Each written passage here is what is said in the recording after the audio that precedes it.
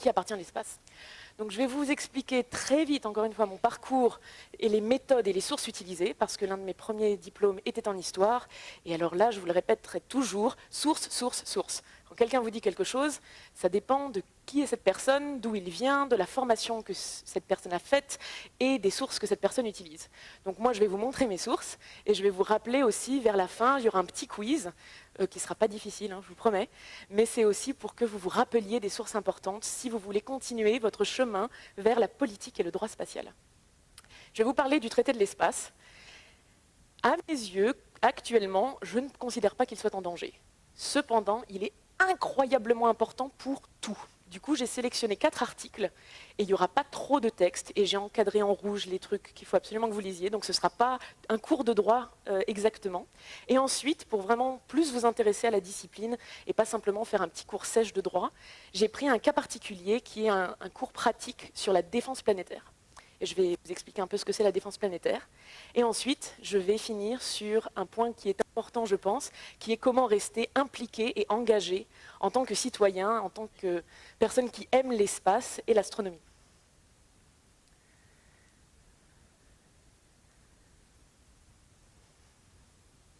Voilà, donc ça, c'est rapide, je ne vais pas aller dessus. En gros, je suis allée en histoire, en sciences politiques, en sciences de la Terre, océanographie, je suis allée dans des instituts de politique. Mon objectif, depuis le départ, c'était de comprendre les différentes disciplines du spatial, comme un traducteur qui va apprendre différentes sortes de langues et qui va ensuite devenir traducteur. Donc mon rôle que j'espérais pouvoir créer était de traduire des disciplines du spatial entre différents experts. Donc potentiellement, on pourrait dire que je suis experte en rien, mais l'objectif pour moi, c'était d'agir en tant qu'agent de liaison. Et j'espère que, évidemment, dans les années à venir, les gens n'auront pas à faire ça pour devenir agent de liaison et qu'on pourra créer un système qui simplifie toute cette petite histoire. Et à côté de ça, et je vous montre ça parce que c'est un tout petit peu important, ça, c'est les endroits où j'ai travaillé et je vous les montre parce que pour les jeunes dans la salle, c'est extrêmement important de ne pas avoir peur de faire des missions courtes parce que ça vous permet aussi de comprendre ce que vous aimez, ce que vous n'aimez pas et vraiment d'aller de l'intérieur, si vous avez des missions un peu plus longues comme celle que j'ai fait au COSPAR, de vraiment comprendre des sujets divers et variés qui vous permettent ensuite évidemment de les lier dans votre milieu professionnel. Et je vous montre ça aussi parce qu'en fait, grâce au COSPAR, j'ai appris la protection planétaire, on va en parler un petit peu aujourd'hui, et la défense planétaire. Et maintenant, vous voyez, à faire plein de diplômes, vous vous retrouvez à faire un peu d'éco, un peu de droit, un peu de politique. Et l'important est d'essayer vraiment de connecter les gens et de connecter les experts. Donc, premier quiz. Et je ne sais pas si quelqu'un pourrait me dire la différence, mais ça me ferait plaisir. Et franchement, avec les images, vous avez vraiment une chance. Quelqu'un peut-il me donner la différence entre protection planétaire et défense planétaire, en vous basant sur les images? Vous pouvez crier la réponse, vous n'avez pas besoin de lever la main. On va dire que non. Donc, je vous explique, c'est plus simple. La défense planétaire, c'est ce qui est mis en place pour protéger d'un impact d'astéroïdes. Et du coup, il y a des structures qui sont gérées majoritairement par des scientifiques, et je vous expliquerai un peu l'évolution de cette structure ensuite. Et la protection planétaire, c'est pour nettoyer, d'une certaine façon, ce que vous envoyez dans l'espace, pour vous assurer que vous ne contaminez pas l'endroit où vous allez. Alors ça se rattache énormément à des articles du traité du spatial dont on va parler aujourd'hui et qui sont extrêmement importants. Donc si par exemple vous voulez aller sur Mars et que vous voulez trouver de la vie et que vous n'avez pas décontaminé correctement l'objet que vous avez envoyé, le rover ou la combinaison de l'astronaute qui arrive sur Mars, ils font un test. Et ils disent, ça y est, j'ai trouvé de la vie. Ben non, c'est de la vie terrestre. Et vous venez de payer des millions d'euros ou de dollars pour une mission qui ne sert plus à grand-chose parce que vous avez créé un faux positif. De la même façon, quand vous ramenez des échantillons, il y a des protocoles à suivre et ça, c'est la protection planétaire pour s'assurer qu'on ne ramène pas quelque chose qu'on ne connaît pas très bien ou qui pourrait mettre en danger les gens. Et en agent de liaison, je me suis retrouvée à la tête d'un groupe de 15 avocats internationaux du spatial pour les Nations Unies, parce qu'un groupe d'experts internationaux scientifiques avait des questions en défense planétaire, et on les verra, et c'était des questions de droit. Et là, on se retrouve dans ce lien entre science et droit, et les deux vont ensemble, parce qu'on ne peut pas créer véritablement de stratégie pour protéger un impact d'astéroïde si on ne met pas tout le monde autour de la table.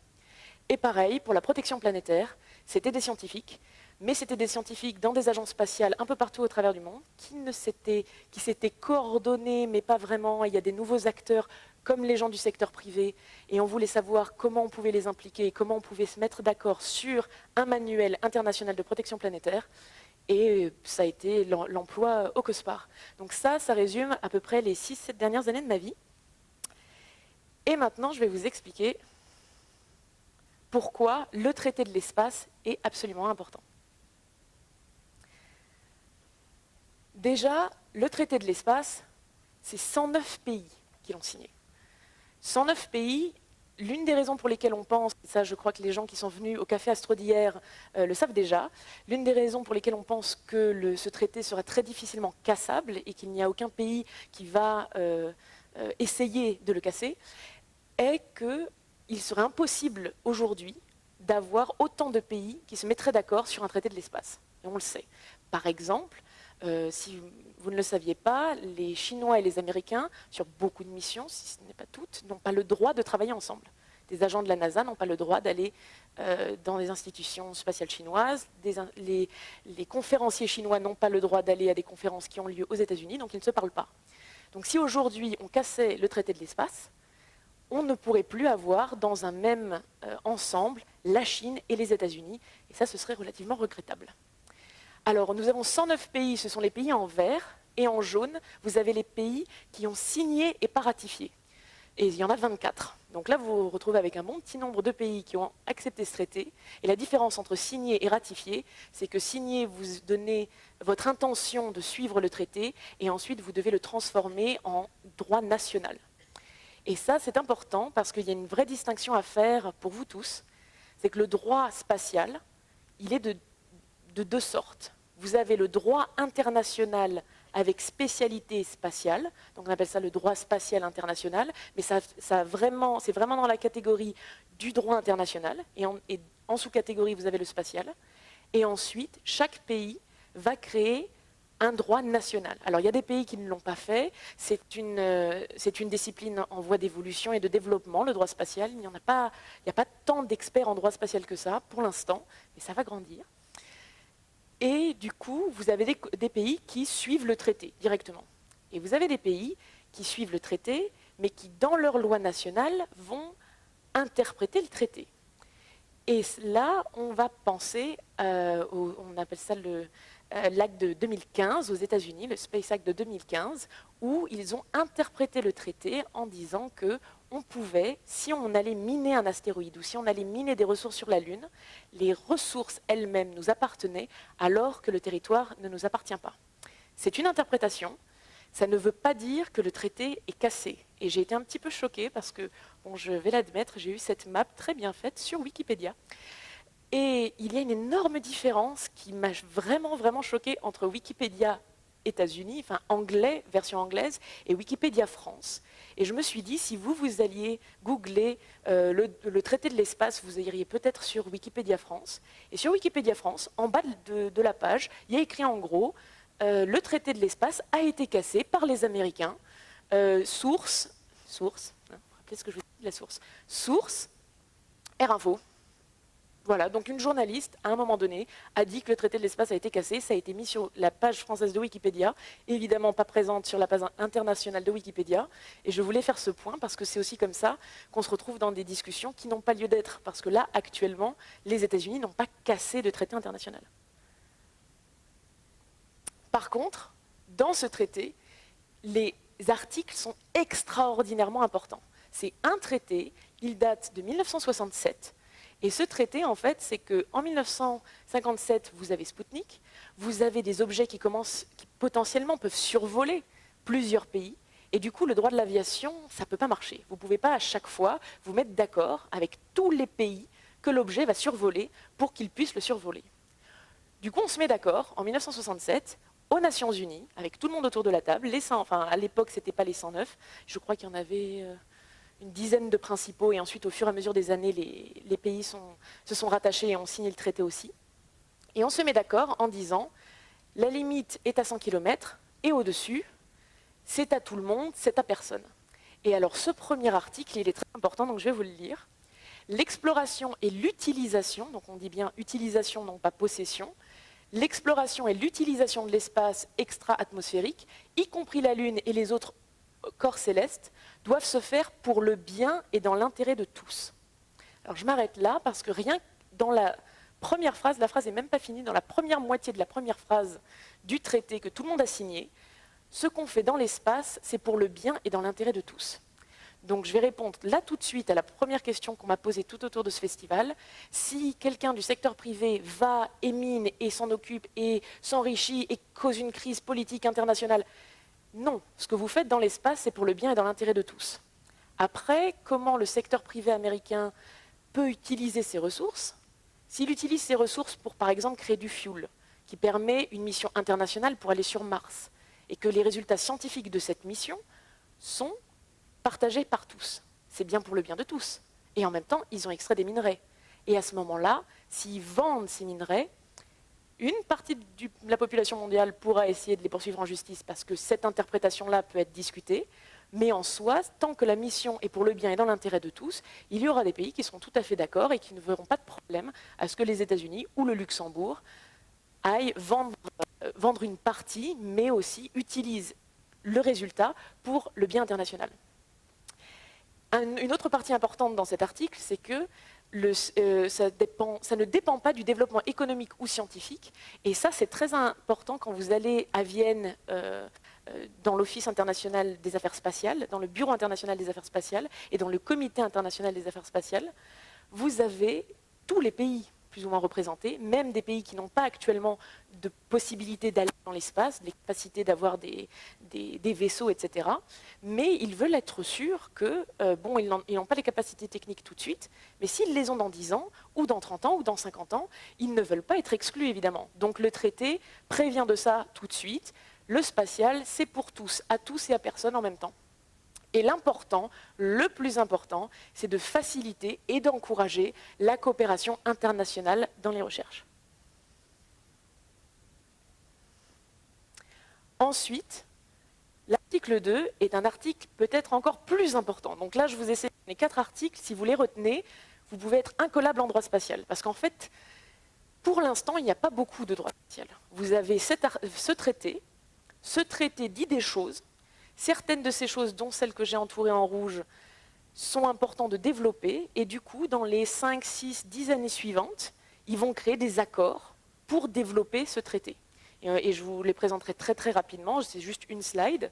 Mais la présentation, c'est vraiment de dire, vous avez des points très importants à faire, on se met en accord, point barre.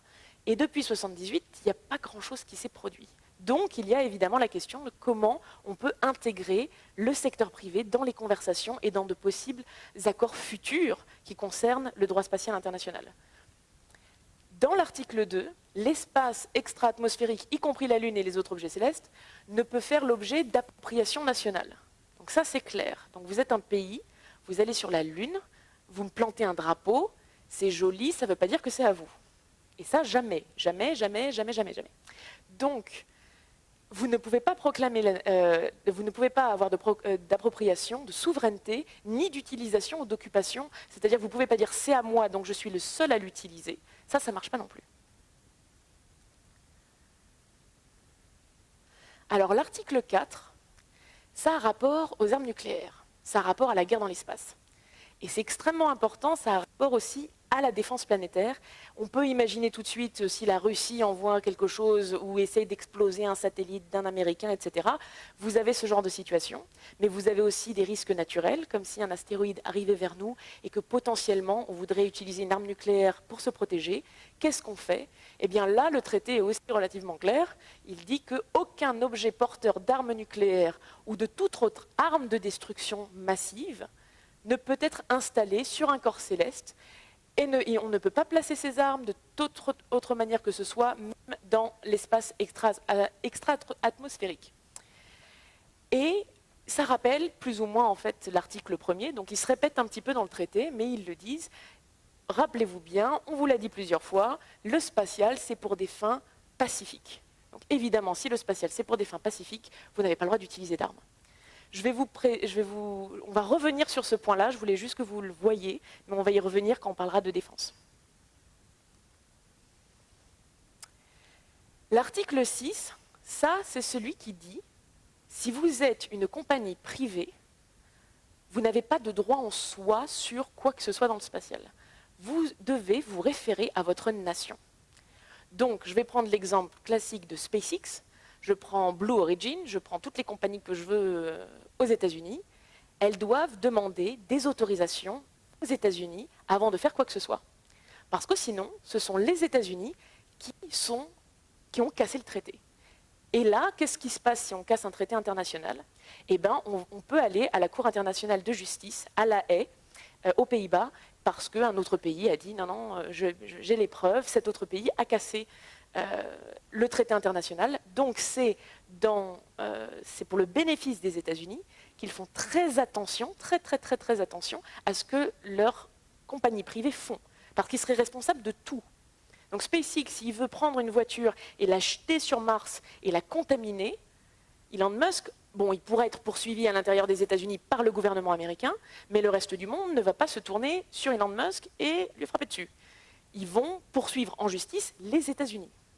Donc c'est pour ça qu'aux États-Unis, il y a besoin d'autorisation et d'une surveillance continue de leur capacité privée. Et alors ça, c'est pareil en Europe, c'est pareil partout dans le monde.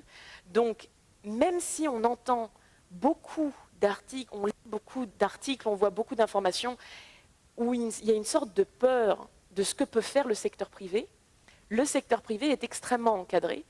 Et d'ailleurs, si vous voulez vous enrichir dans le spatial international et le droit et la politique, je peux vous donner un petit conseil.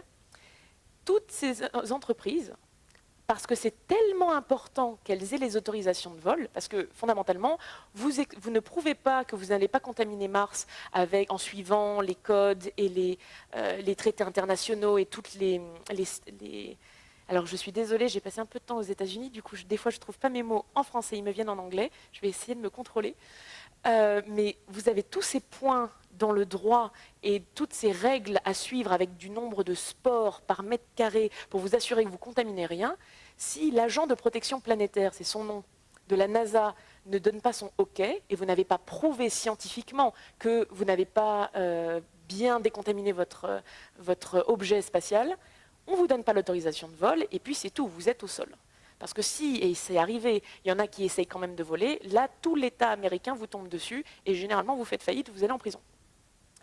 Donc il y a cette protection d'une certaine façon. En même temps, quand ce traité a été écrit, on était en 1967 et du coup, le secteur privé, ce n'était pas vraiment prévu. Ils y ont pensé quand même un peu, mais ce n'était pas vraiment prévu que, d'une certaine façon, la puissance nationale d'un pays dans l'espace ne soit plus gouvernementale, ou en tout cas ne soit qu'en partie gouvernementale, et que la partie du secteur privé monte autant qu'elle n'est montée et qu'elle ne monte actuellement. Du coup, la solution, ce serait quoi? Et ça existe. Vous avez des comités et des conseils qui mélangent des gens du gouvernement, des acteurs scientifiques, des personnes du secteur privé, des experts scientifiques et politiques, qui se retrouvent tous ensemble et qui préparent des projets qui seraient des potentiels accords futurs, par exemple pour le minage des ressources naturelles ou le fait de potentiellement changer de catégorie certains objets. Quand je dis changer de catégorie, c'est la protection planétaire vous dit on ne contamine pas ce qu'on ne connaît pas. En gros, c'est un petit peu ça l'idée. Donc, la Lune, on la connaît, on sait qu'il n'y a pas de vie dessus, alors on ne la connaît pas assez, et Pierre Thomas dira qu'il faut plus de missions, et je suis d'accord, mais on ne la connaît pas assez, mais on la connaît suffisamment pour savoir qu'il n'y a pas de vie dessus. Donc on ne va pas envoyer de mission pour chercher de la vie sur la Lune. Donc c'est catégorie 1, donc il faut nettoyer son objet, mais pas tant que ça, un petit peu, mais ce n'est pas drastique. Mars, c'est catégorie 4 à catégorie 5 si vous ramenez des choses. On ne sait pas encore s'il y a de la vie sur Mars. On voudrait la trouver. Donc là, il faut vraiment s'assurer que le truc soit passé au four, que tous les spores soient morts pour que si vous allez sur Mars, vous n'avez pas ce faux positif. Et ça peut changer. Parce qu'avec les missions, si vous continuez à aller sur Mars et que vous découvrez potentiellement qu'il n'y a plus du tout de vie sur Mars, c'est possible. Et bien à ce moment-là, on pourrait descendre de catégorie, arriver à catégorie 3 ou catégorie 2, et ça rendrait potentiellement plus facile certaines missions, dont les missions de potentielle colonisation. Mais quand je vous disais que vous pourriez gagner beaucoup d'argent si vous installiez à Washington dans le droit ou la politique, c'est que ces compagnies veulent tellement être sûres de suivre toutes les règles que la nation américaine leur demande, qu'ils engagent généralement des gens de la NASA ou des gens qui ont fait du droit et de la politique spatiale pour passer leur journée. Ils ont des bureaux directement dans la capitale américaine. Donc SpaceX, ils sont en Californie. Pareil pour Blue Origin qui est à Seattle, qui est dans le nord de la Californie.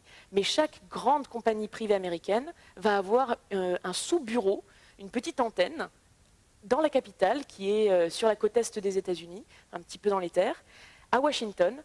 Et le rôle de ces agents-là, qui vont travailler pour les compagnies privées, va être d'être constamment en lien avec les hommes politiques du milieu pour, d'accord, peut-être négocier pour que certaines politiques spatiales aillent en leur faveur. Ça, c'est possible. Mais surtout pour s'assurer que toutes les règles soient suivies, parce qu'ils veulent absolument avoir leurs autorisations de vol. Et vous allez avoir des gens qui travaillaient dans le bureau des autorisations de vol américains pour le gouvernement, qui sont ensuite embauchés par des compagnies privées parce qu'ils connaissent les règles du jeu, et du coup ils les communiquent à leur nouveau patron, et ils peuvent avoir les permis beaucoup plus rapidement. Alors l'article 9, c'est aussi extrêmement important parce que c'est ce dont je vous ai parlé avec la protection planétaire. Quand je vous dis qu'il faut bien décontaminer ce que vous envoyez dans l'espace, eh bien ça, c'est dans la loi, c'est dans le traité international, et c'est l'article 9. Donc si vous entendez parler de protection planétaire, tout le monde vous parlera de l'article 9 et de la peur que les gens ont qu'Elon Musk casse l'article 9. Pourquoi ? Parce que l'article 9 dit « Les États partis au traité effectueront l'étude de l'espace extra-atmosphérique, y compris la Lune et les autres corps célestes, et procéderont à leur exploration de manière à éviter les effets préjudiciables de leur contamination, ainsi que les modifications nocives du milieu terrestre résultant de l'introduction de substances extraterrestres quand elles reviennent sur Terre. » Donc là, vous avez les effets de contamination quand vous allez sur une autre planète, et vous avez les effets de contamination quand vous revenez, que vous ramenez quelque chose sur Terre. Tout ce qui a rapport à la protection planétaire. Et le COSPAR, et le manuel dont je vous ai parlé plus tôt, où on a dû tous se mettre d'accord et on voulait tous s'assurer qu'au niveau international, on faisait la même chose, c'était pour ça.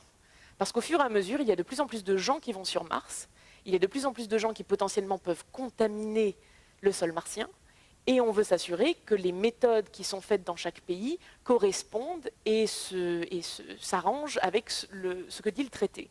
Parce que s'il y a une interprétation de protection planétaire au Japon différente de celle que vous faites en France, différente de celle que vous faites au Chili, et que les 3 pays envoient des missions, là on va être un petit peu embêté, et c'est surtout qu'on ne sait pas comment le sol va réagir. On n'a pas suffisamment de données sur le sol martien actuellement pour savoir si certains pathogènes, certaines choses qui survivraient au voyage et qui viendraient de la Terre pourraient contaminer le sol martien et l'atmosphère et tout ça. Donc ça, il y a un agent de protection planétaire à la NASA, vous en avez un à l'ESA, à l'Agence spatiale européenne, vous avez une sorte d'équivalence en Chine, un agent équivalent au Japon, qui n'a pas exactement le même nom, mais vous avez des gens, c'est leur métier d'organiser des équipes et de s'assurer que tout est bien décontaminé en suivant les mêmes règles internationales. Tout ça pour suivre ce que dit le traité, pour s'assurer qu'en fait la science soit protégée. La seule chose, et ça c'est quelque chose que je voudrais que vous gardiez en tête parce que ça me semble important aujourd'hui, c'est que le COSPAR, qui est en charge en fait d'appliquer l'article 9, donc c'est un comité international d'astrophysiciens qui parlent entre eux, qui y a plusieurs catégories, et ils ont un panel en protection planétaire. Et le panel dit, nous, on aide l'article 9, et ce qu'on fait nous, c'est on s'assure que la science ne soit pas compromise. On s'assure que ce qu'on envoie, on n'ait pas de faux positifs. Mais ce dont personne ne parle, en tout cas pas au COSPAR, ce n'est pas le rôle du COSPAR, c'est la protection de Mars. Si vous pensez aux protections environnementales, ou vous pensez à peut-être que Mars, on pourrait la garder telle qu'elle. On a parlé au Café Astro de For All Humankind, où il y a ce projet né aux États-Unis mais qui devient international, de protéger les sites d'Apollo, de protéger l'héritage humain dans l'espace. Est-ce qu'on ne devrait pas essayer de protéger Mars? Pas juste de protéger notre science, mais de protéger Mars. Ça, c'est une interprétation du traité. vous pourriez voir dans le futur un organisme, une sorte de Greenpeace, WWF de Mars, et qui n'existe pas encore, mais c'est une potentialité. Ça n'aura aucun rapport avec le COSPAR, mais la protection verte des objets du système solaire, et plus loin, c'est une question, et on parle de spatial environnemental, et ce sont des questions aussi d'éthique et de philosophie.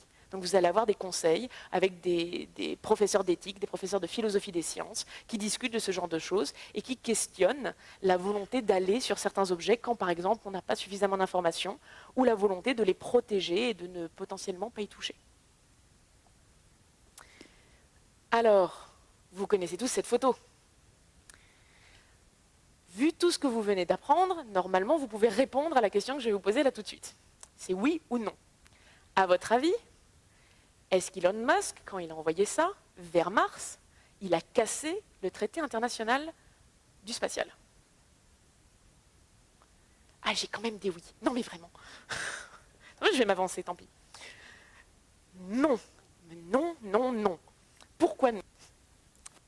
Parce que, évidemment, quand vous êtes une compagnie privée et que vous voulez faire du tapage, et que vous voulez être connu, et que vous voulez qu'on dise que vous êtes le plus cool de la Terre, vous envoyez quelque chose et vous dites « Mais oui, je suis en train d'envoyer une cabriolet sur Mars. Je ne connais pas le type de voiture. Ça a l'air rouge et ça a l'air de ne pas avoir de toit. » Mais évidemment que pour avoir son permis pour envoyer sa voiture, la compagnie SpaceX a dû demander l'autorisation. Donc, quand vous pensez objet qui vient de Terre, qui va aller sur une autre planète du système solaire, vous vous dites bien qu'il faut la décontaminer. Or, le pauvre petit astronaute, ou je sais, un mannequin, il n'aurait pas vraiment survécu aux fours dans lesquels on a mis Curiosity et les autres rovers qu'on a envoyés sur Mars. Donc, toute la voiture n'a pas été passée au four. Donc, elle n'est pas décontaminée. Donc, est-ce qu'elle va avoir le droit d'aller sur Mars? Eh bien non. Du coup, on va dire dans la presse qu'on lance la voiture sur Mars, alors qu'en fait, on lance la voiture vers Mars, et on a prouvé à l'agent de protection planétaire de la NASA et même à l'agent de protection planétaire de l'ESA, parce que tu as le reste du monde qui voit les infos et qui s'inquiète un peu, donc il faut se mettre d'accord avec tout le monde, et on prouve bien qu'on a calculé l'orbite et que la voiture, elle ne va pas du tout arriver sur Mars, et qu'elle ne va pas non plus aller sur aucun autre objet du système solaire. Donc là, la trajectoire de la voiture, elle n'atterrira pas. Alors jamais, je crois qu'ils doivent prouver qu'au moins dans les 50 prochaines années, elle n'atterrit pas sur quelque chose de majeur. Et je crois qu'il y a, dépendamment des règles, il y a 50, 100, 150 ans. Donc je vais être honnête, je ne sais pas à quel point ils ont prouvé que ça n'allait pas tomber sur un objet, mais entre 50, 150 ou jamais, cette voiture ne passe pas sur Mars. Je pense qu'elle va aller dire bonjour à Viking à un moment donné, mais pas un autre objet. Il y a donc eu des accords qui se sont passés après le traité international du spatial. Et ces accords, c'est l'accord sur le sauvetage des spationautes, la convention sur la responsabilité internationale pour dommages causés par des objets spatiaux, la convention sur l'immatriculation des objets lancés dans l'espace et l'accord régissant les activités des États sur la Lune et autres corps célestes. Et quand vous avez un traité ou un accord international, c'est important de savoir combien de personnes l'ont signé. Donc, comme je vous l'ai dit, le tout premier, vous pouvez être assuré que ça vaut le coup de le lire et d'y croire et de suivre les règles qui sont dedans, parce qu'il y a 109 pays, plus 24 qui doivent encore le ratifier, qui l'ont signé. Les 3 suivants, c'est pareil. J'ai regardé, c'est d'entre 70 et 100, c'est bien accepté par tout le monde et ce sont des règles qui vont être suivies. Et alors, ces 3 règles, c'est quoi? L'accord pour le sauvetage des astronautes, c'est indépendamment de la nationalité de l'astronaute ou du spationaute, parce que vous savez, astronaute, c'est en fait le terme américain, cosmonaute, c'est le terme russe, spationaute, c'est le terme français. Donc, indépendamment que vous ayez un astronaute, un cosmonaute, ou un spationaute, ou un taïkonaute, je crois que c'est ça, taïkonaute, s'il est en danger, et qu'il y a un autre, on va dire astronaute, je me simplifie la vie, que vous avez un taïkonaute qui est en danger, que vous avez un astronaute qui est là à côté, il n'a pas le droit de rien faire, ça paraît un petit peu normal, et donc il faut absolument sauver l'astronaute, spationaute, cosmonaute du danger. Et si ça arrive quand ils reviennent sur Terre, si par exemple il y a un problème et qu'ils atterrissent dans un pays qui n'est pas le bon, ou qu'il y a une guerre entre les 2 pays à ce moment-là, oui, d'accord, très bien, on ne touche pas aux astronautes, on ne touche pas aux professionnels du spatial qui sont là pour faire de la science, qui ne sont pas... alors on dit que ce sont des diplomates d'une certaine façon, parce qu'il y a cette alliance internationale alors qu'on est en pleine guerre froide, mais ça ne veut pas dire que vous pouvez les prendre en otage. Ce sont des scientifiques, et quand ils sont en danger, on va les chercher et on va les sauver. Et je ne sais pas si vous imaginez quand même, on est en pleine guerre froide, et je vous l'ai montré sur la carte, hein. L'URSS, bon, maintenant Russie, ils ont signé ce traité en 1967 avec les Américains, alors qu'ils ne se parlent pas, alors qu'ils veulent chacun aller le plus vite, le plus haut, le plus loin, mais ils disent, d'accord, mais le spatial, c'est pour tous et c'est pour la paix. Donc c'est pour ça que c'est un magnifique traité. Et évidemment, je comprends qu'on veuille améliorer et qu'il y a des choses qui n'ont pas été pensées à l'époque, dont on a besoin aujourd'hui. Mais au niveau du travail qui a été fait à l'époque, dans la situation de tension politique, c'est extraordinaire comme travail. La Convention sur la responsabilité internationale pour les dommages, c'est simple, ce que vous envoyez est à vous. Donc, si ce que vous envoyez fait des bêtises, c'est de votre faute. Et vous devez payer et vous devez compenser pour les dommages. Donc, si vous envoyez un objet dans l'espace et que cet objet va en détruire un autre par hasard, bah là, le pays en question peut venir vous voir en disant bah, ton satellite a tapé mon satellite, t'as envoyé tel truc qui a cassé mon machin.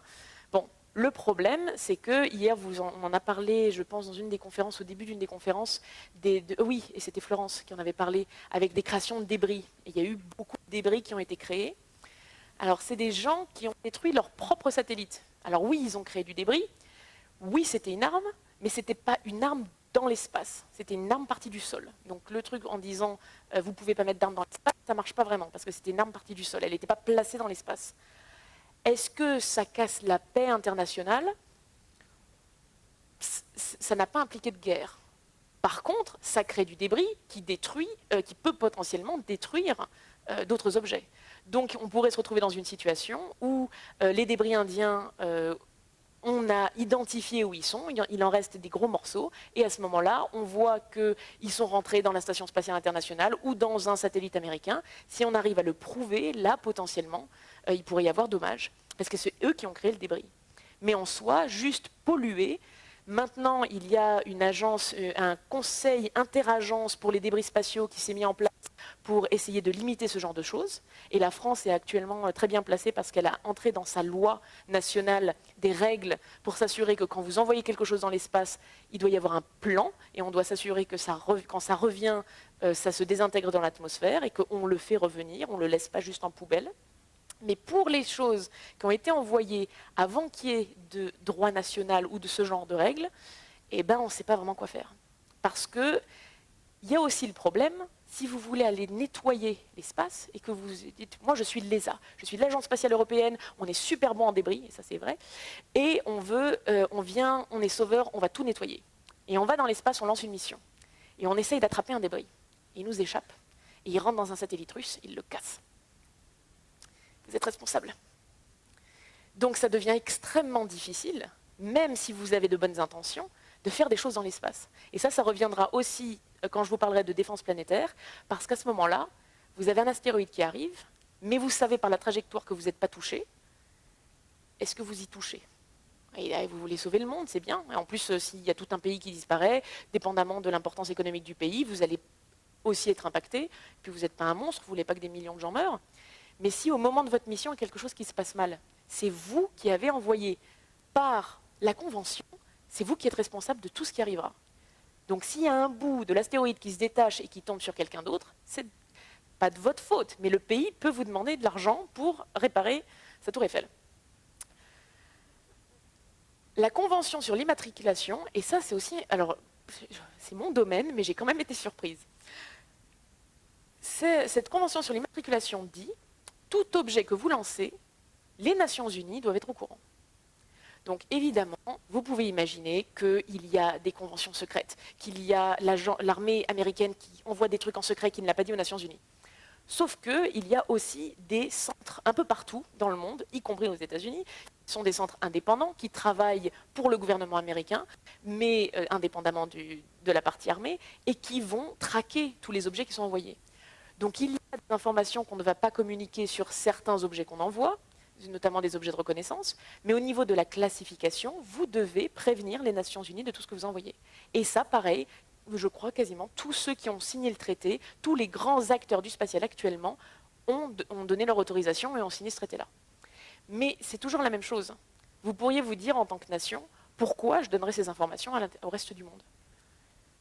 Parce qu'en échange, vous avez aussi les informations du reste du monde. Donc si vous ne le faites pas, vous ne pouvez pas non plus avoir accès à ce que le voisin donne. Donc tout le monde se met d'accord, tout le monde signe, et comme ça, tout le monde sait un petit peu ce que tout le monde fait. Et c'est une façon, je ne dirais pas de contrôle, mais d'observation des uns et des autres. Parce qu'on est là pour la paix spatiale, mais il y a quand même des courses. Alors là, on n'est plus dans la course à la Lune, quoique, parce qu'avec avec les dernières annonces, peut-être qu'on est de nouveau dans une course à la Lune. Est-ce qu'on est aussi de nouveau dans une course pour Mars? Est-ce qu'on n'est plus dans une guerre froide quand même? Heureusement, mais bon, il y a d'autres sortes de guerres symboliques qui ont lieu. Est-ce que on pourrait cacher des missions? Est-ce qu'on pourrait essayer en essayant d'être le plus fort? On est protégé en partie par ces traités, mais effectivement, il y a une nécessité de les compléter, parce que bon, ça couvre pas tout. Et je suis sûre que dans la partie des questions, vous allez me poser des trucs qui ne sont pas couverts par ça.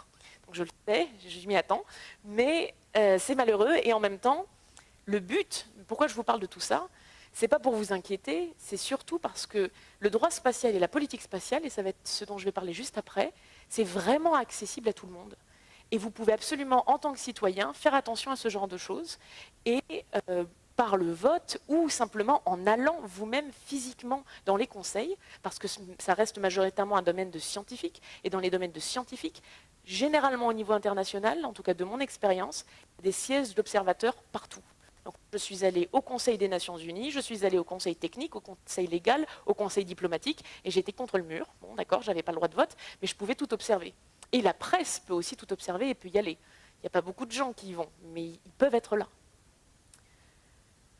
Le dernier, par contre, l'accord régissant les activités des États sur la Lune et les autres corps célestes, si vous le lisez, ça ne vous choquerait pas. C'est proche du traité, de ce que dit le premier traité, parce qu'il y a cette idée de on partage tout est à tout le monde, on s'aime et vive la paix. Mais dans ce dernier, ils disent aussi que tout doit passer par l'international. Donc si vous voulez envoyer une mission vers la Lune, si vous voulez poser une base lunaire, si vous voulez faire quoi que ce soit, accord international. Donc devinez quoi? Quasiment personne ne l'a signé. Hey. Donc le pauvre dernier petit traité de la Lune, en plus les pays qui l'ont signé, c'était des pays qui l'ont signé d'une certaine façon de manière symbolique, parce qu'ils n'ont pas les programmes spatiaux pour pouvoir aller sur la Lune eux-mêmes actuellement. Donc me vient en tête par exemple le Mexique l'a signé, mais il n'y a que 18 pays dans le monde qui l'ont signé, ni la Russie, ni la Chine, ni les États-Unis. Et techniquement la France, et là vous allez voir le truc, signé pas ratifié. Donc c'est pas dans la loi.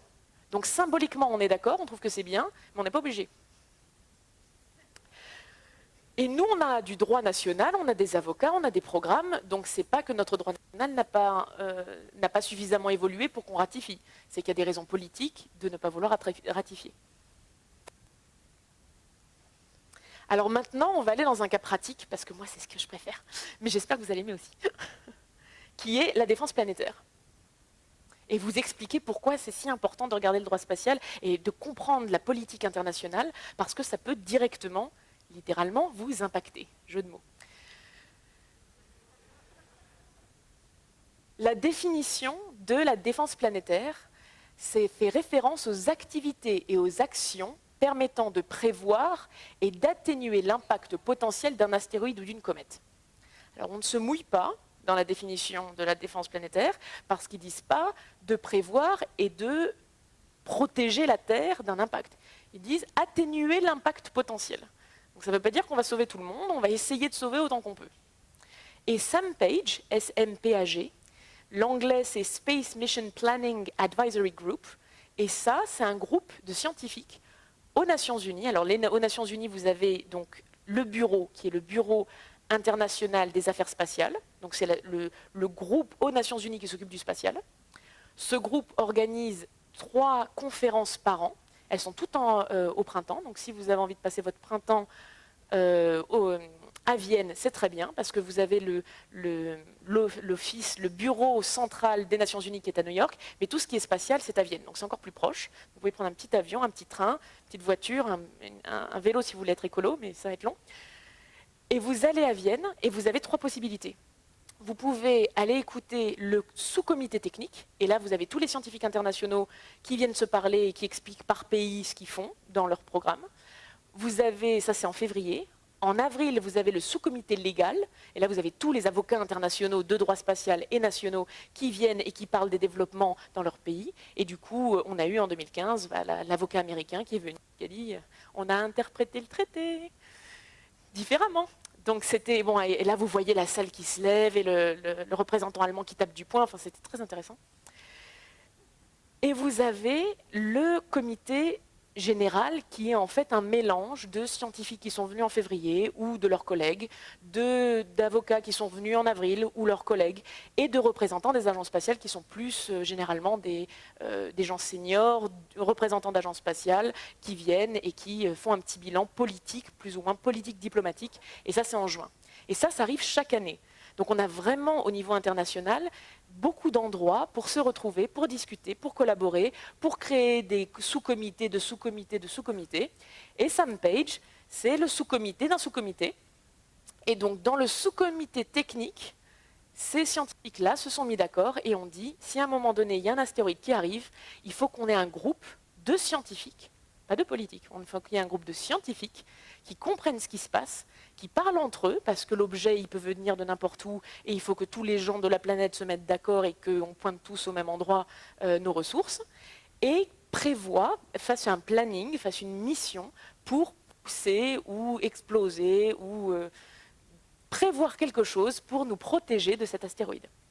Et ces scientifiques-là, au moment où ils ont essayé de travailler les méthodes pour pousser, protéger, exploser l'astéroïde, ils se sont rendus compte qu'il y avait des problèmes de droit. Parce qu'il y avait des choses qu'ils voulaient absolument faire, ben on n'a pas le droit. Et comme je vous l'ai dit, c'est très compliqué de casser des traités internationaux, parce qu'après, il y a des énormes conséquences pour les pays. Et les pays, ben, par exemple, les États-Unis, d'accord, c'est les plus gros dépenseurs d'argent, c'est la puissance spatiale mondiale, tout ça. Bon, il y a les Chinois aussi, hein, il y a les Russes, il y a tous ces grands gens.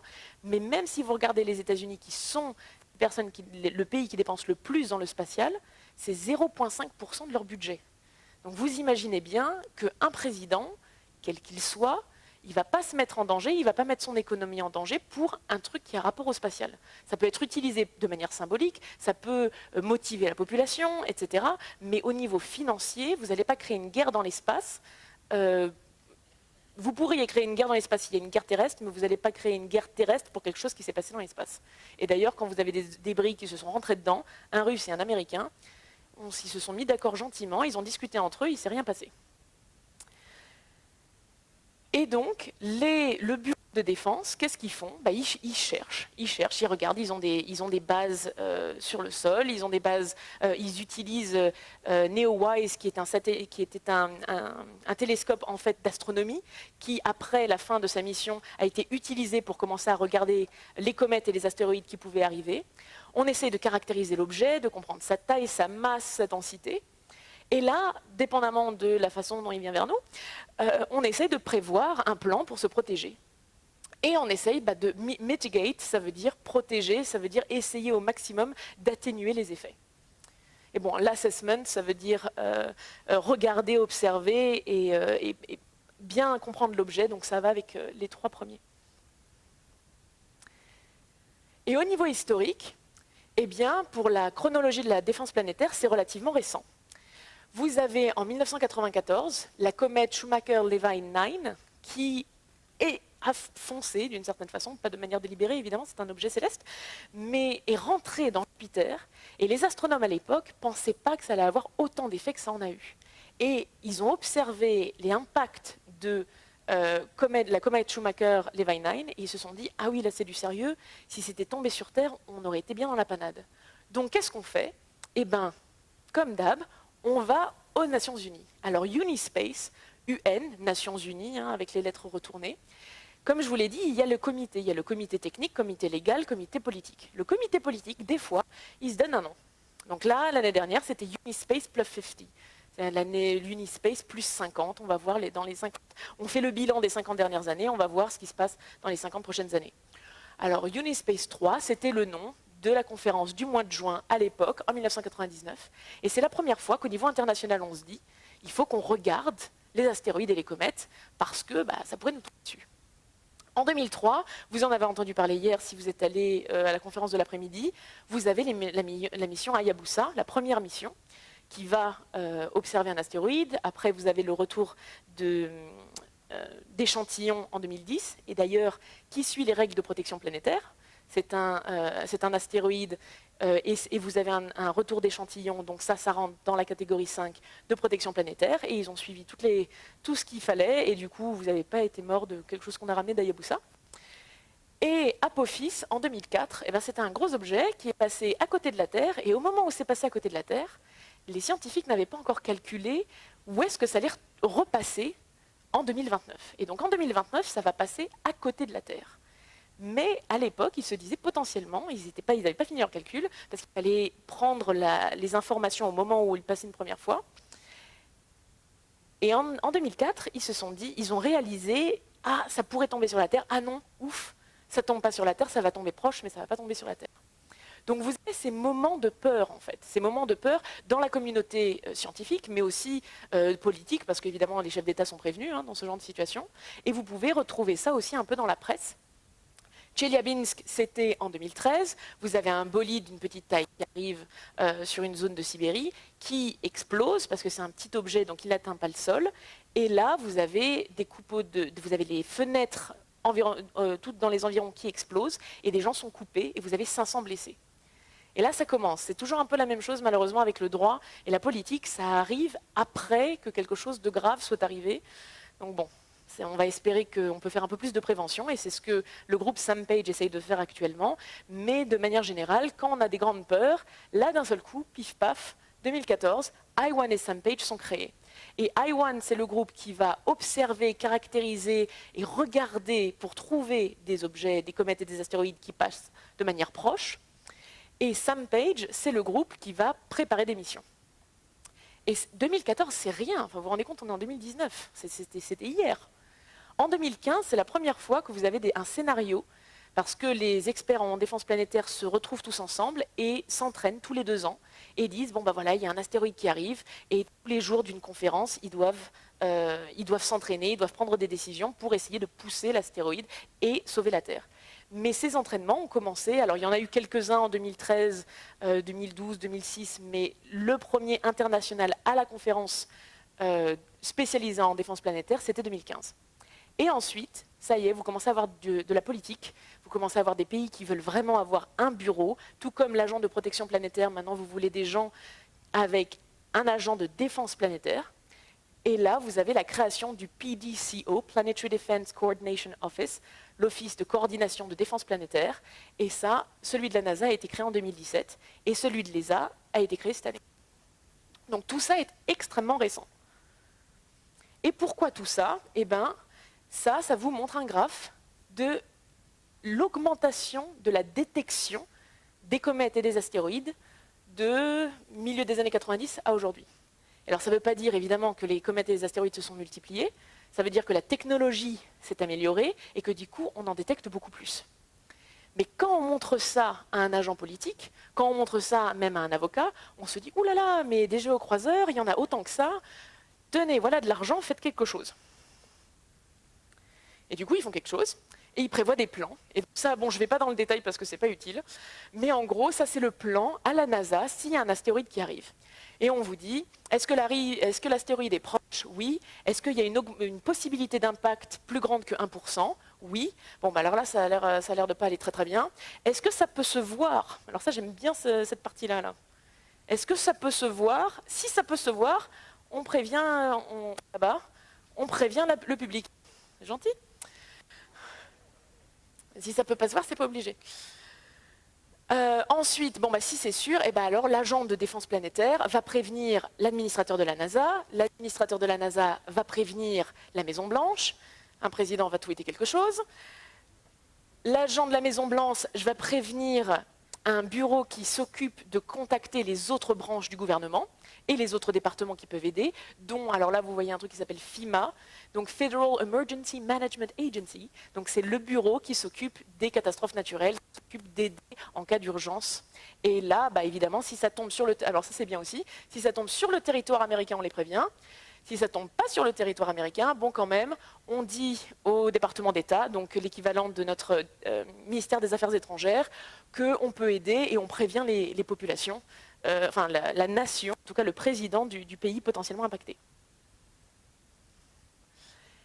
Et donc là, vous voyez, et là je vais aller très vite sur ces 3 slides-là, que vous avez une évolution politique, parce que vous avez la conférence de Unispace, vous avez donc AT14, c'est Action Team 14, ça fait très série américaine, mais en fait ce sont des scientifiques qui étaient présents à Unispace 3, qui se sont dit, bon bah maintenant on va commencer à se coordonner, on va commencer à travailler ensemble, en 2001, et c'est eux, en 2014, qui disent qu'il faudrait vraiment que les groupes I1 et SamePage soient créés.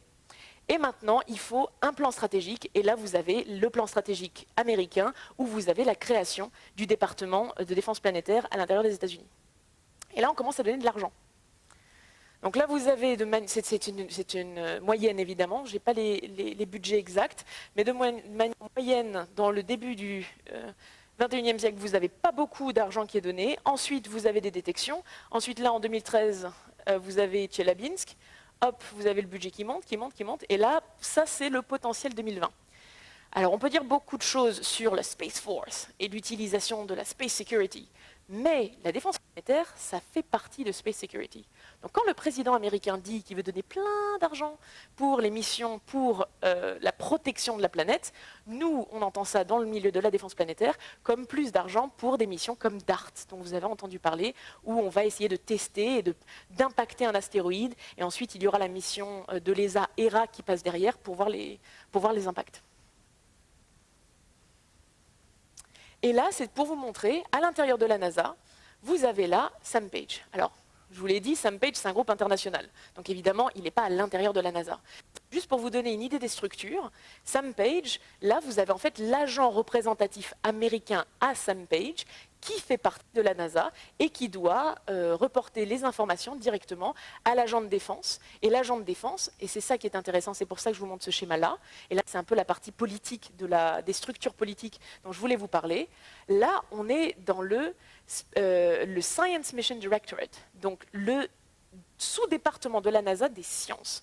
On n'est pas dans l'exploration spatiale, on n'est pas dans tous les autres départements de la NASA, on est dans les sciences. Et depuis le début, je vous le dis, SamePage, ce sont des scientifiques. Ils se sont réunis au sous-comité scientifique des Nations Unies. Donc là, on parle de scientifiques travaillant ensemble avec des agents dans chaque agence qui peuvent se parler et créer le lien.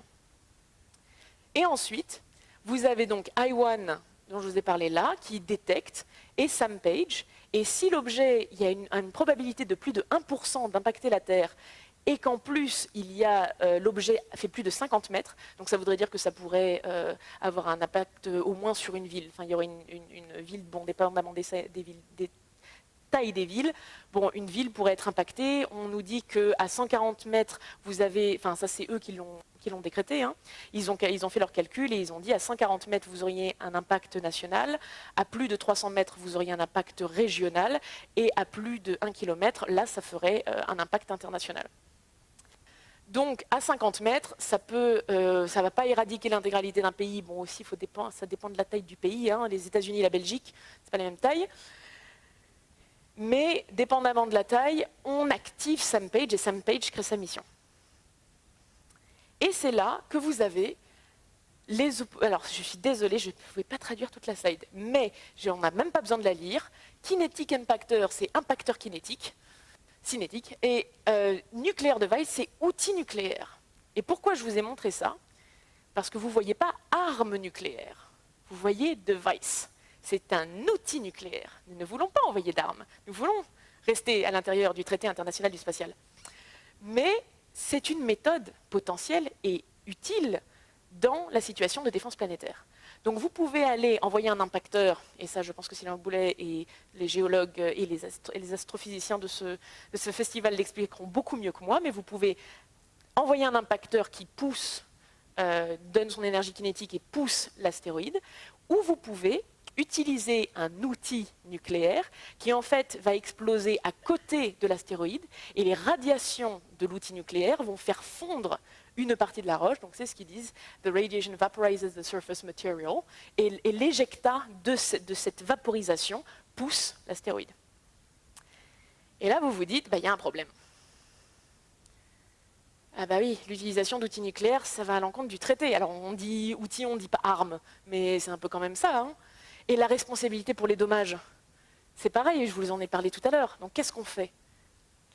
On ne va pas imaginer sincèrement que s'il y a un astéroïde qui arrive, les pays du monde vont faire « Ah bah non, désolé, il y a le droit spatial ».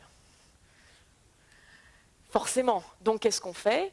Sam Page crée ce sous-groupe d'avocats, et je me suis retrouvée à la coordination de ça, mais les avocats en eux-mêmes, leur rôle c'est quoi?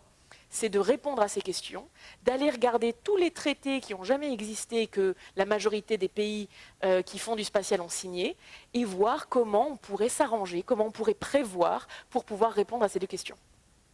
Et alors le rapport n'a pas été publié, et en plus ce truc est enregistré, mais je vais vous le dire quand même les résultats. L'utilisation des outils nucléaires, qu'est-ce qu'on peut faire? Eh bien, en fait, dans le traité qui dit de la non-utilisation d'armes nucléaires, il y a des exceptions. Et pour l'instant, une situation de défense planétaire avec un astéroïde qui arrive, c'est pas listé, parce qu'ils n'y avaient pas pensé. On n'en avait pas parlé. Et comme je vous le rappelle, le secteur, tout le truc, ça date l'un des chocs, des premiers chocs dans le domaine, c'est 1994. Donc, au moment où ils ont drafté le traité qui disait ça, ils n'avaient pas pensé à cette situation. Et là, il y a des conversations, grâce au travail qui est fait par Sam Page, de voir si ça pourrait devenir une exception. L'autre chose, et ça c'est simple, vous créez des contrats entre les pays. Vous créez des accords préalables. Donc si par exemple l'astéroïde arrive sur Paris et que les Français disent « bon non, là pour l'instant on n'a pas les capacités, l'ESA ne peut pas nous aider, il y a un problème, les Américains doivent nous aider ». Et bien les Américains peuvent dire « ok, nous on a les capacités, on a l'impacteur qu'il faut ou dépendamment de la taille potentiellement l'outil nucléaire qu'il faut ». Mais vous signez, parce que s'il se passe quoi que ce soit, vous ne courez pas en justice après, et vous ne demandez pas de vous rembourser s'il y a un bout qui éradique Strasbourg. Ou Florence, haha. Donc, ça, c'est ce qu'on fait à l'avance. On fait du travail préalable, parce qu'on ne sait pas exactement ce qu'il pourrait arriver. C'est, comme vous l'avez vu, il y a eu le 25 juillet, machin OK, 2019 OK, et ce serait tombé sur la Terre à 24 heures ou 48 heures d'écart. Alors l'agent de défense planétaire américain, il était au courant, parce que il l'avait détecté, mais 48 heures à l'avance, ça fait pas beaucoup, on n'a pas beaucoup de temps pour signer des traités et des accords internationaux. Donc qu'est-ce qu'on fait? On prévoit à l'avance ce genre de choses pour que si une situation se produit, eh bien les pays veulent bien aider parce qu'ils n'ont pas peur des répercussions légales qui pourraient se produire au moment où ils les aident. Et aussi, à ce moment-là, pour les armes nucléaires, outils nucléaires, qu'est-ce qui pourrait se passer? Eh bien, ça, le seul endroit au monde où on peut dire d'accord, le droit international c'est important, mais là, juste maintenant, tout de suite, on fait une exception, c'est le Conseil de sécurité des Nations Unies. Et du coup, pour l'instant, alors on n'a pas prévu de structure internationale pour ce genre de prise de décision, autre que le Conseil de sécurité, et là, il y aurait une réunion du Conseil de sécurité de manière exceptionnelle, potentiellement pouvant autoriser l'utilisation d'un outil nucléaire. Alors maintenant, je veux laisser 10 minutes de questions, donc il me reste 5 minutes pour pouvoir vous expliquer comment rester impliqué, et c'est là qu'on va commencer notre jeu. Qui suis-je? Et je souris, je suis content. Il est super gentil en plus. Il est très important dans le monde spatial. Très, très. Je donne $1 million à la personne qui le sait. Faut vous motiver. J'ai pas entendu? Non, maintenant tu me dois $1 million. Ah, j'avais pas précisé, mais il fallait lire les fines lignes, hein, c'est un contrat. Je vous dis? C'est le directeur exécutif du Conseil spatial américain. Pourquoi c'est extrêmement important que vous le sachiez? Parce que quand on vous dit « Président Trump a fait ci, Président Trump a fait ça, et il a tweeté truc, et il a machin », oui, il est président des États-Unis. Et si, à un moment donné, on doit utiliser une arme, un outil nucléaire pour vous protéger d'un astéroïde, il faudra bien qu'il donne son autorisation. Cependant, toutes les politiques actuelles aux États-Unis, oui, vous avez l'agence spatiale, et oui, ils font des sciences, ils font plus que des sciences, mais le conseil qui vraiment s'occupe de la politique nationale des États-Unis, au niveau spatial, c'est le Conseil du spatial américain. C'est le National Space Council. Et techniquement, la tête de ce conseil, c'est Mike Pence, c'est le vice-président. Mais celui qui fait le boulot, c'est lui. Scott Pace, avant ça, il était directeur du Space Policy Institute, l'Institut de politique spatiale. Il a passé sa carrière à travailler dans le spatial. Il est lui-même ingénieur et je crois que pour le plaisir, il s'est fait 2 ou 3 masters aussi. Je l'aime bien, c'est un de mes mentors. Oui, biased, hein, je suis biaisée, je l'aime beaucoup, donc forcément je vais dire du bien. Mais l'important, c'est pas que vous l'aimiez pas. Vous pouvez le trouver dégoûtant, ce monsieur. Mais il faut que vous sachiez qui c'est. Parce que quand vous avez une information qui vous vient, quand on vous parle de politique spatiale, il faut voir la source. Et si lui dit quelque chose, là d'accord. Si M. Germain, qui a entendu le tweet de M. Bidule, qui a parlé du tweet de Trump, peut-être, mais lui, il a beaucoup plus d'impact direct. Et donc, il faut connaître ces gens.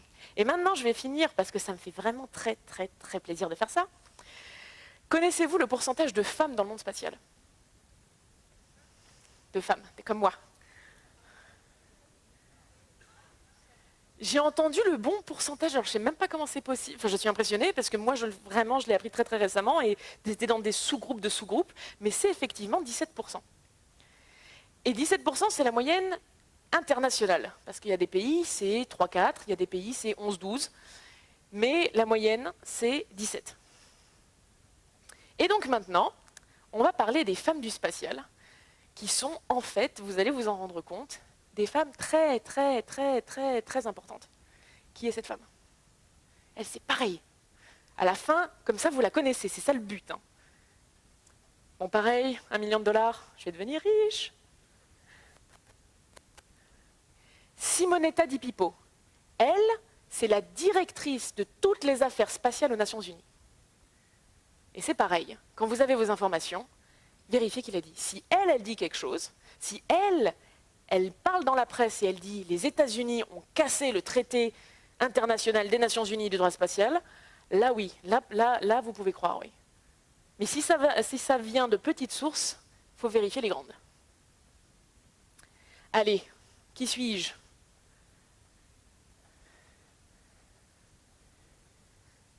Et là, je sens que je vais vous surprendre, c'est pour ça que ça me fait plaisir. Bon, allez, parce qu'on s'approche de la fin, là, quand même.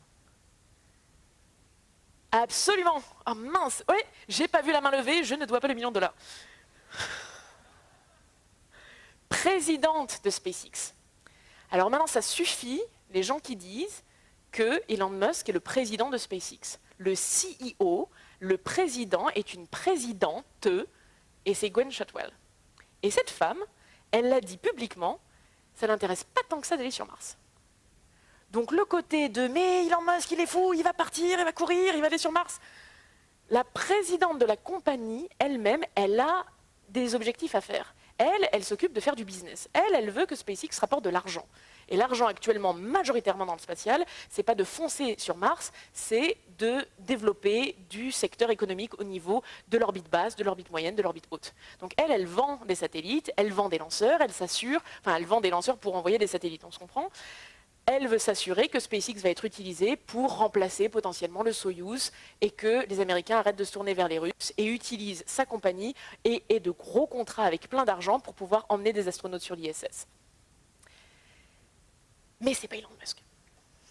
Alors oui, Elon Musk a quand même créé tout le truc et évidemment il chapeaute les choses. Mais c'est important, surtout quand on n'est que 17% et que personne ne la reconnaisse ou une. Bon, moi ça m'embête. Alors maintenant, allez l'Europe. Et vous avez un petit signe en plus, je vous le montre. Les thésards, là, je suis déçue. J'entends pas? DLR, oui, mais il faut lever la main, sinon vous perdez votre argent. Agence spatiale allemande, eh oui, mais ce n'est pas que ça. Notre chère Pascale Ehrenfreud, Elle est directrice de l'Agence spatiale allemande, qui est quand même la première agence européenne. Oui, je sais, CNES, on est deux, mais bon. Agence spatiale allemande, première agence européenne, directrice Pascale Ehrenfreud, elle est elle-même aussi présidente du Congrès international d'astronautique. Donc pourquoi je vous montre tout ça? Parce que c'est important de savoir qui prend la décision. Et c'était ça l'objectif. À qui appartient l'espace? Vous pouvez revenir au traité et dire à personne, à tout le monde, mais vous pouvez aussi aller voir qui sont les gens qui prennent les décisions et qui vous disent, et qui essayent potentiellement ou non, de récupérer quelque chose de l'espace. Moi, je peux vous dire que Simonetta De Pipo, elle ne va pas laisser qui que ce soit casser le traité international du droit spatial. Hein. Et elle ne va pas laisser quelqu'un attraper des ressources et faire n'importe quoi avec. Alors, pour en savoir plus, vous avez des endroits d'enseignement où vous pouvez apprendre plus sur le droit spatial. Vous avez à l'Université Paris-Sud, juste là, vous avez Philippe Achilleas qui a un master en droit spatial et des télécommunications. Vous avez Leiden, c'était là où moi je suis allée, c'était aux Pays-Bas. Et là, c'est un droit de l'air et de l'espace, parce qu'il y a beaucoup de liens entre la télécommunication et le droit spatial et l'air et l'espace, donc dépendamment des endroits où vous allez. Bon, je ne les ai pas mis, ils ne seraient pas contents parce que c'est l'école numéro 1, c'est McGill qui est au Canada. Vous avez le Space Policy Institute dont je vous ai parlé, mais il y a l'équivalent européen, qui est le European Space Policy Institute, et lui aussi, il est à Vienne. Donc la leçon de cette conférence, c'est prenez un billet ou enveloppe et allez à Vienne, et comme ça vous vous installez aux Nations Unies, et en plus vous faites coucou aux experts de l'ESPI. Au Mississippi, les Américains ont évidemment du droit spatial. Vous avez ICSL, donc ça aussi c'est européen, European Center for Space Law, le Centre européen de droit spatial. Et vous êtes étudiant, vous voulez y aller, c'est gratuit, vous postulez, ça commence dans 2 semaines, donc là il faut se presser, mais c'est 2 semaines. C'est les 2 premières semaines de septembre, donc si vous êtes thésard, postdoc ou en master ou en licence ou même au lycée, je crois que quand même moyenne d'âge, je pense qu'il faut avoir 18 ans. Vous vous installez, vous êtes sélectionné et vous avez 2 semaines entières, vous apprenez tout ce que vous avez à apprendre sur le droit spatial. Et ensuite, vous pouvez aller voir des compagnies privées, le gouvernement, tout qui vous voulez, et dire « Hey, mais moi je sais des trucs, et en plus je connais un peu de science, je peux être utile, engagez-moi ». Et vous avez l'Université internationale du spatial. Alors, c'est un programme d'été. La difficulté, c'est qu'il y a des histoires de crédit, donc certaines personnes qui vont à l'Université internationale du spatial, parce que techniquement, ce n'est pas une université exactement, c'est une ONG. Eux, ils donnent 9 semaines de cours. Et vous avez de tout, vous avez du droit, de la politique, de l'ingénierie, de la mécanique, de l'astronomie, vous avez de tout. Et c'est surtout que ça a été créé par des anciens de la NASA, de l'ESA, de tout ce que vous voulez. Et vous avez des trucs, donc ça c'est sympa, par exemple, la personne qui vous signe votre diplôme à la fin du programme, et moi je l'ai, c'est Buzz Aldrin. Et vous le rencontrez en plus. Donc vous allez, oh là là, j'ai rencontré Buzz Aldrin, t'as la photo et tout, c'est chouette. Mais bon, il n'y a pas que ça, vous rencontrez beaucoup d'astronautes, et c'est un endroit vraiment très très bien pour le network, pour vous faire des connexions et juste essayer d'avoir des stages à l'international, etc. C'est pour les jeunes de la salle, si vous voulez continuer l'enseignement et vous voulez apprendre plus sur le droit et la politique spatiale, ça ce sont des bons lieux. Et pour tout le monde, vous pouvez aller partout là-dedans. Vous pouvez aller à Vienne, hein, ça je vous l'ai dit, donc ça c'est la tête du bâtiment, comme ça vous ne vous perdez pas quand vous sortez du métro. Ça, c'est la salle, et vous pouvez... Là j'en ai mis un, là. Vous voyez, ces gens-là qui n'ont pas... Lui, c'est pareil. Il n'a pas de plaque. Vous voyez, ils n'ont pas de plaque. Alors là, ils ont des plaques, là, ils n'ont pas de plaque. Les gens qui n'ont pas de plaque, c'est des gens qui sont là, qui sont observateurs. Et vous pouvez l'être. Et vous pouvez juste demander... Bon, ça, je pourrais vous expliquer peut-être dans un truc de comment on peut devenir observateur, mais c'est relativement simple, parce qu'ils veulent plus de gens. Ils veulent des gens impliqués, ils veulent des gens comme vous, pour savoir ce qui se passe au niveau international, pour comprendre les décisions, pour que le fake news, ça ne se diffuse pas et ça ne parte pas comme des feux de forêt. Et là, vous la voyez, Simonetta Di Pipo, est-ce qu'elle est là? C'est la présidente. Le Manfred Locke Space Law Moot Court, alors c'est un peu plus dur à prononcer. Manfred Locke était un juge polonais qui était juge à la Cour suprême de La Haye. Cour internationale de justice, pardon, Cour suprême c'est les États-Unis, Cour internationale de justice, et ils ont créé ce concours où, si vous êtes étudiant et que vous aimez beaucoup le droit spatial et que vous êtes dans une école avec un programme où il y a peut-être un peu de droit spatial, vous pouvez créer une équipe avec 2-3 étudiants, et là vous allez au niveau international, et c'est des concours, c'est des compétitions. Et si vous gagnez le Manfred Locke Space Law Moot Court, moi je peux te dire que vous avez une carrière faite. IISL, International Institute of Space Law, l'Institut international du droit spatial. C'est pareil, si vous entrez dans le droit spatial, pourquoi je vous montre ça? C'est pas si vous voulez faire une carrière dans le spatial, c'est aussi si vous voulez lire leurs rapports, si vous voulez des trucs bien écrits, qui sont validés par les profs de toutes les universités qui en font, et ils ne sont pas partout, ben ils se retrouvent tous ici. Ils se retrouvent à COPUOS, le comité des Nations Unies. Vous avez des rapports de Secure World qui sont très bien. L'IAC, on en a parlé, c'est International Astronautical Congress, Congrès international de l'astronautique, et ça, c'est tous les ans. Et dans 2 ans, c'est à Paris. Bon, là, en octobre, c'est à Washington. Donc, si je peux comprendre que ce soit un petit peu loin. Et l'année d'après, c'est à Dubaï. Donc là, je peux comprendre que c'est encore plus loin. Mais dans 2 ans, il faut venir à Paris. Parce que c'est très pratique, parce que vous avez de toutes les disciplines et vous pouvez parler à tous les experts. Et là, vous comprenez, en utilisant toutes ces disciplines, vraiment ce qui se passe. Et le Space Generation Advisory Council, je finis là-dessus, c'est pour les moins de 35 ans. Alors, ce n'est pas pour tout le monde. Mais si vous avez entre 18 et 35 ans, c'est gratuit. Vous vous inscrivez sur leur site et vous avez tous les stages, toutes les offres d'emploi, tous les trucs. Et vous pouvez même participer gratuitement à des concours où on vous envoie gratuitement billets d'avion, hôtel et tout le tout-team à l'IAC et à d'autres conférences. Donc ça, c'était juste pour les ressources. Et je pense que j'ai fini. Merci beaucoup de votre attention.